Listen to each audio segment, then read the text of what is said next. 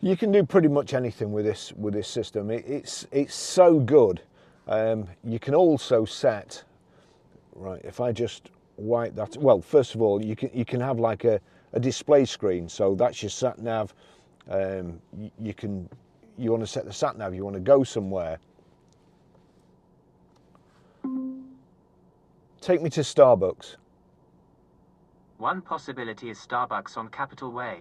Is that the one you want? Yes. Getting directions to Starbucks.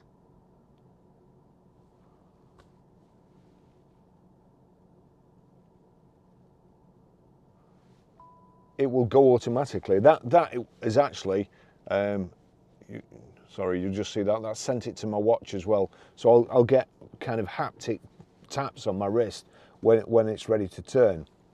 Again, let's see. Navigate to the Trafford Centre, Manchester. One option I found is the Trafford Centre. Is that the one you want? Yes. Getting directions to the Trafford Centre. All I need to do now,